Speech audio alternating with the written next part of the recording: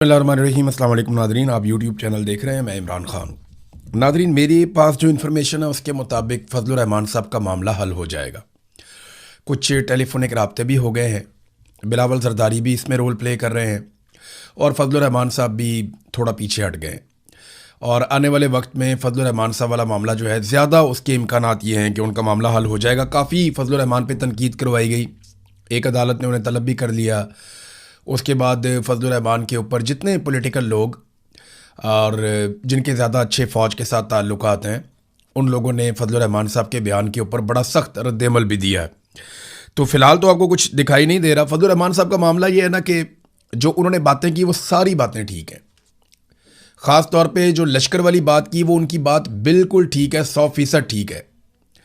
लेकिन जहाँ वो कमज़ोर जुमला बोल गए या जहाँ उनसे गलती हुई, वो जोशे खिताबत के अंदर ये भी कह गए कि जनाब तनख्वाह लेके शहीद होते हैं तो हम पे एहसान ना डालें।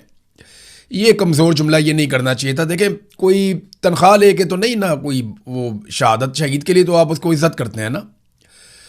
यानी मैंने आपको कल अपने वीलॉग में बताया कि एक्चुअली जब मेरे से ये सवाल किसी फ़ौजी ने पूछा तो मैंने कहा जी आपको आपके काम के लिए हम तनख्वाह देते हैं। तो उसने कहा जी क्या इतने पैसों के लिए कोई शहीद हो जाएगा? मैंने कहा नहीं, शहादत के लिए हम इज़्ज़त देते हैं, शहादत के लिए हम कदर करते हैं, हम प्यार करते हैं।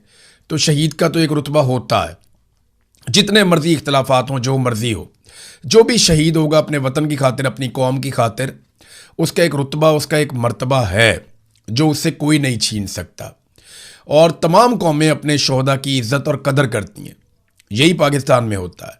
हमारे लिए शहीद चाहे फ़ौजी यूनिफॉर्म में हो, चाहे हाथ में कलम पकड़ा हुआ अरशद शरीफ हो, चाहे वो पुलिस की यूनिफॉर्म में हो, चाहे वो किसी और इदारे का आदमी हो जिसके ऊपर अटैक हो जाए, या एक आम शहरी जो अपने कारोबारी ज़िंदगी के लिए बाहर निकला, या वो बच्चे जो अपनी पढ़ाई के लिए बाहर निकले, उनके ऊपर भी दहशतगर्द हमला कर दें और वो शहीद हो जाएं, तो हमारे लिए सारे शहीद बड़े काबिल एहतराम हैं और उनकी बड़ी इज्जत है। ख़ास तौर पे जो बॉर्डर पे अपने वतन की हिफाजत के लिए, अपने वतन की ज़मीन को बचाने के लिए मारा जाए, वो तो बड़ा ज़बरदस्त शहीद है और उसकी बड़ी कदर होनी चाहिए। लेकिन मैंने आपको फिर वही बात कहूँगा कि प्रॉब्लम तब पैदा होती है जब शोहदा के अंदर तफरीक पैदा की जाती है। जब ये किया जाता है कि जनाब ये जो बलूचिस्तान का पुलिस वाला है, इसकी मैयत अगर सड़क पे पड़ी है तो कोई फ़र्क नहीं पड़ता, यानी क्या उसकी वर्दी सस्ती है, उसका खून सस्ता है। ये यहाँ प्रॉब्लम पैदा होता है। प्रॉब्लम तब पैदा होता है कि जिन इदारों के लोग शहादतें दे रहे हैं वो अपने ही लोगों पे जब बंदूक उठा लेते हैं तो प्रॉब्लम पैदा हो जाता है। फिर ऐसी बदगुमानियाँ और इस किस्म की नफ़रत जन्म लेती है जो पीछा करती रहती है। यही नफ़रत जो है वो जन्म ले चुकी थी बांग्लादेश में, इसी नफ़रत को हवा दी जा रही है पाकिस्तान में। तो इस नफ़रत को फैलाने से अगर रोकना है तो तमाम इदारों को अपनी अपनी आइनी हुदूद में वापस जाना पड़ेगा और अपने ही लोगों पर बंदूक उठाने का कल्चर बंद करना पड़ेगा।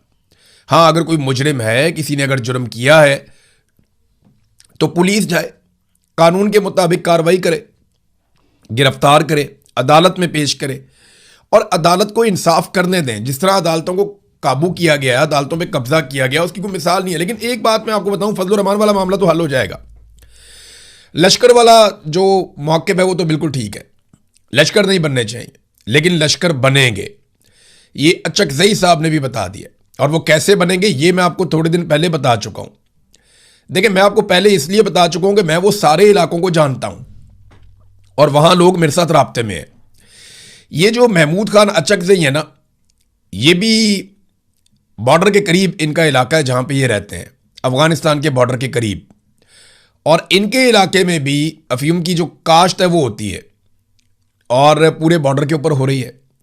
तो मंशियात की काश्त अफगानिस्तान में नहीं होती, अब पाकिस्तान में होती है और उसके वर्कर्स जो है वो अफगानिस्तान से आते हैं। रोज़ाना उनको राहदारी दी जाती है। कौन देता है? FCA वहाँ पे वो देते हैं। तो ये बॉर्डर क्रॉस करके आते हैं, यहाँ पे आकर काम करते हैं। बरामचा में बहुत बड़ी एक फैक्ट्रियों का पूरा एक हब है, एक पूरा इंडस्ट्री लगी हुई है मंशियात की। ये सारा माल वहाँ पहुँचाया जाता है, वहाँ से मंशियात तैयार की जाती है, फिर पाकिस्तान समेत पूरी दुनिया में इसको भिजवाया जाता है। इस कारोबार के पीछे कौन है? सहूलत कौन देता है? सिक्योरिटी फोर्सेस की मदद के बगैर आप ये कारोबार नहीं पाकिस्तान में कर सकते, क्योंकि मैंने खुद अपनी आंखों से देखा कि सिक्योरिटी का काफिला गुजर रहा है और दोनों तरफ मंशियात लगी हुई है, उसके खेत लगे हुए हैं, बीच में से सिक्योरिटी का काफिला गुजर रहा है। तो उनको नजर नहीं आ रहा कि ये क्या लगा हुआ है। सबको सारा कुछ पता है, ये मिलजुल के कारोबार होता है। अब वो जो लोग कारोबारी हैं जो ये सब करते हैं, उनके बारे में महमूद खान अचकजई ने एक ट्वीट करते हुए कहा कि उनसे लश्कर बनवाया जाएगा। देखिए, जो स्मगलर है या जो मंशियात का कारोबार करता है या जो जराइम पेशा लोग हैं, उनको अगर आप शेल्टर दे दें और उन्हें कहें जी आप बनाएं, आप बड़े बड़े लश्कर बनाएं, तो वो बना लेंगे लश्कर। उन्हें क्या फर्क पड़ता है, उनको ज्यादा बंदूकें मिल जाएंगी, ज्यादा गाड़ियां मिल जाएंगी, ज्यादा फ्री हैंड मिल जाएगा, वो अपना काम भी करते रहेंगे। तो अचकजई साहब ने इस खदशे का इजहार किया। तो लश्कर बनाओ पॉलिसी जो है ना, वो उल्टा नुकसान करेगी। कल को ये लश्कर आपके गले पड़ जाएंगे। फिर एक और बहुत अजीब काम होगा कि ये जो लश्कर आप बनाएंगे, बाद में वो तंजीमें जिनके साथ आपकी सुलह हो जाएगी, वो और ये लश्कर आपस में लड़ते रहेंगे। फिर टारगेट किलिंग भी शुरू हो जाएगी फ्यूचर में। हमने यही देखा अब तक, और फजलुर रहमान साहब ने इसकी निशानदेही बिल्कुल दुरुस्त की है। लेकिन जहां पे शहीद वाले मामले में उन्होंने एक कमजोर बात की जिसका उन्हें नुकसान हो रहा है, पाकिस्तान तरीके इंसाफ ने अक्लमंदी का मुजाहरा किया कम से कम फजलुर रहमान के इस जुमले के साथ। जो शोहदा वाला मामला है, इस मामले पे उनके साथ खड़े नहीं हुए, लेकिन बाकी तमाम मामलात में फजलुर रहमान का उन्होंने साथ दिया है। अब एक लम्हे के लिए आप सोचेंगे, जो फजलुर रहमान ने स्टेटमेंट दिया, अगर इस तरह का स्टेटमेंट इमरान खान या उनकी पार्टी का कोई बंदा दे देता तो क्या होता। अभी तक ना जमीन आसमान इन्होंने एक कर देना था।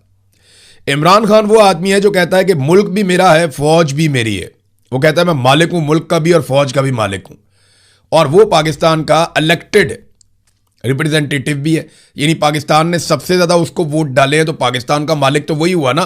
पाकिस्तानियों ने पाकिस्तान की मलकियत उसको दी है, तो वो ये कहता है कि ये मुल्क मेरा है, ये फौज भी मेरी है। ये इमरान खान कहता है, वो ओनरशिप लेता है।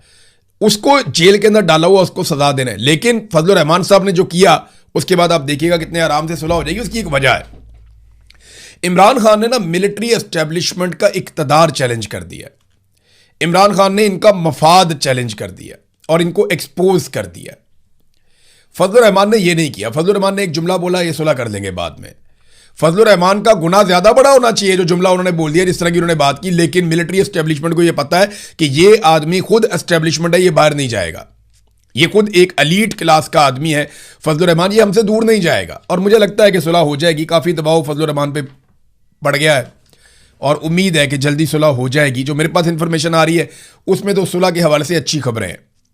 दूसरा, थोड़ी सी अच्छी खबरें आई हैं कि कुछ मुज़ाकरात जॉइंट अवामी एक्शन कमेटी के साथ भी हुए हैं, पाकिस्तान पीपल्स पार्टी के लोगों ने किए हैं।